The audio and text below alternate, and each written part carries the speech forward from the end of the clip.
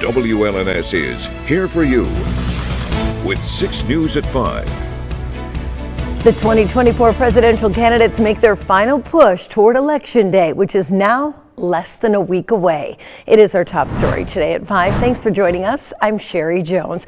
Now, as the campaign enters its final days, Michigan remains in the political spotlight. In fact, today, former President Bill Clinton is in our state. He started his trip in Muskegon Heights this morning at the Souls to the Polls breakfast. He joined state Democrats in South Haven this afternoon before heading to Benton Harbor. Democratic Vice Presidential nominee Tim Walz will blitz through our state this Friday for 3 planned visits. The Minnesota governor will start his trip in Detroit, then head to Flint for an afternoon campaign rally. From there, Governor Walz will deliver remarks in Traverse City. And former President Donald Trump will also be in Michigan on Friday. He will deliver remarks at a rally in Warren around 4:30 in the afternoon at Macomb Community College. And his running mate, Senator J.D. Vance, will also be in Michigan on Friday. He'll be in Portage for a 1 o'clock rally. Well, Michigan isn't the only battleground state being inundated by campaign visits. Natalie Brand is here for you with the latest from Bucks County, Pennsylvania, one of the swing counties in the largest battleground state up for grabs. Former President Donald Trump and Vice President Kamala Harris both started the day in North Carolina, holding dueling rallies within 60 miles of each other.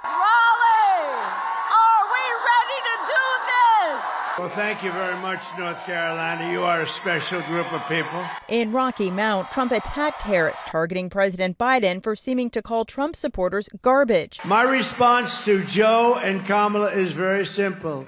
You can't lead America if you don't love Americans. You just can't. The White House says President Biden was referring to the comedian who made racist jokes at Trump's Madison Square Garden rally. Harris told reporters she disagreed with any criticism of people based on who they vote for, and during her rally in Raleigh, argued it is Trump who hates his opponents. Unlike Donald Trump, I don't believe people who disagree with me are the enemy.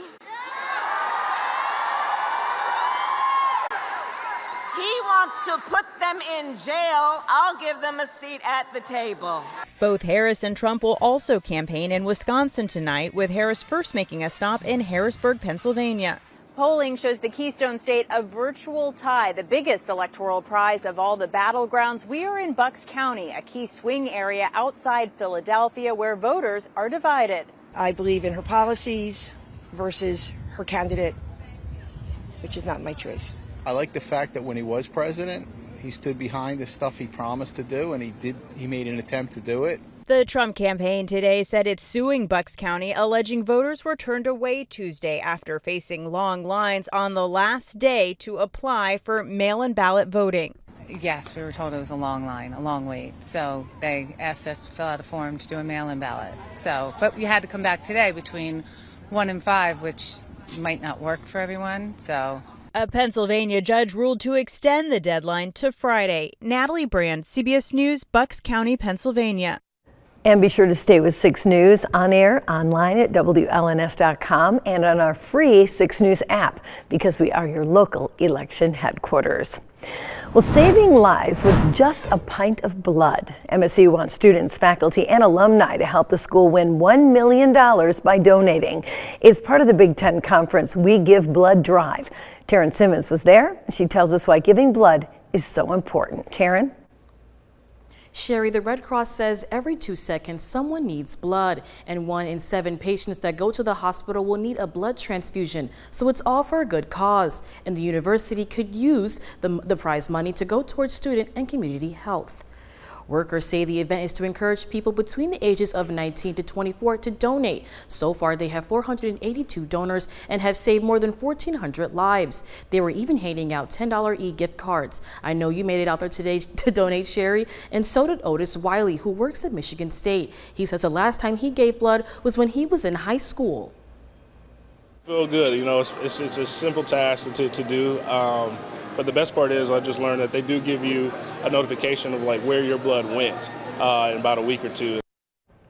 MSU is currently in 7th place out of 18 schools in the conference. Michigan is 5th and Nebraska is leading. Sherry, back to you. Thank you, Karen. You may have Notice that the temperatures are starting to drop, and that means that kids across mid-Michigan are going to need some clothing to keep themselves warm. And we're asking if you can help make that happen. It's time for our annual Coats for the Community Drive.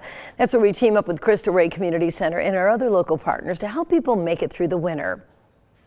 It's not just coats. If you have hats and scarves, gloves, or any other winter clothing, you can drop it off here at the station at Cristo Rey, Carpet Studios in Okemos, your local Barry Amos Cleaners, or one of 3 Shaheen Automotive locations. Coats for the Community runs now through tomorrow, Halloween, and it's just one more way that 6 News is here for you.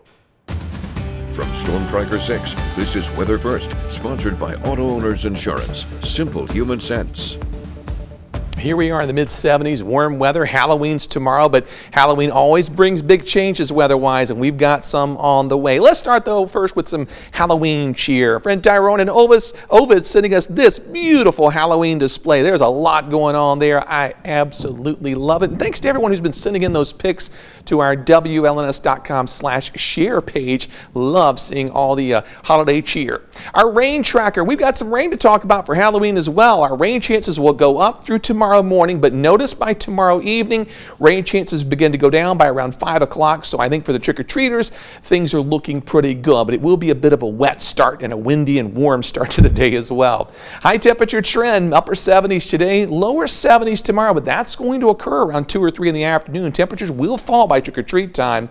We're in the low 50s on Friday, Saturday, Sunday, Monday, Tuesday. Things warm back up. We're still looking at some below average readings with highs in the upper 40s and low 50s by the end of next week. A lot of rainfalls gathering to our southwest this evening, and believe it or not, the western UP could have some snow on the pumpkin by this time tomorrow evening as some colder air starts to work its way in.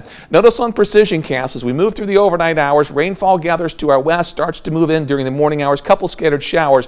Low 40s in the UP while temperatures are in the mid 60s here. We'll climb into the 70s briefly while readings in the UP fall into the 30s with rain changing to snow. For us by 6 o'clock mid 60s, but by around 7 o'clock we'll probably drop into the mid 50s as temperatures rapidly begin to cool. Then as we move into Friday, storm system pushes away. We'll see decreasing clouds by Friday afternoon. Temperatures, though, will be noticeably cooler, only in the lower 50s. Readings currently 77 in Owasso, same in St. John's, Howell 75, Mason 76. It is a warm afternoon, but boy, the leaves are really coming down with all the wind out there today. Current temperature on the McLaren Cam 76 after a high of 78. Wind gusts up to 31 miles per hour. In Grand Ledge this evening, some sunshine. Temperatures at 77 degrees. We made it up to 78 with a 42 mile per hour wind gust today. Morning low is only down to 65. How about the Jackson area? Current temperature 75 degrees, wind gust 32. Overnight lows as well, quite warm, 64 degrees this morning, while in Hillsdale, well, it's the same story. 76 the current temp, 64 was the overnight low, and our wind gust today was up to 30 miles per hour. Forecast for tonight, look for an overnight low near 63 degrees with some showers building in, probably more towards daybreak. Most of the overnight will be dry. Tomorrow morning, rain showers on the way. They could last through the early afternoon. Then they start to move out by around 5 or 6 o'clock. Notice by 9 o'clock, temperatures near 50, so that's just a sign of that cold front coming through.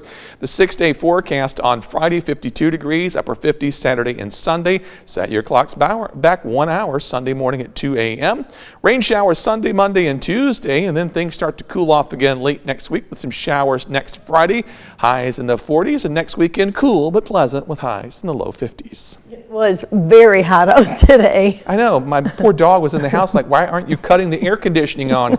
Not going to do it. No, I didn't do it either. And you know what? Things don't look too bad for Halloween after all. No, I mean, it's going to be windy and it will be getting colder, but it won't be raining or snowing. All right, very good. Well, you know, 6 News is here for you with everything Halloween. We have a list of Halloween tricks and treat times on the web at WLNS.com. You can also upload your holiday pictures, and they may just be used on air. And of course, we here at 6 News will be handing out candy for you here at the station at WLNS.com and Saginaw Street on Halloween night. Well, coming up on 6 News at 5, we're going to have a look at the effort to keep kids healthy and fed while they're at school. Keep it right here, that and much more straight ahead at 5.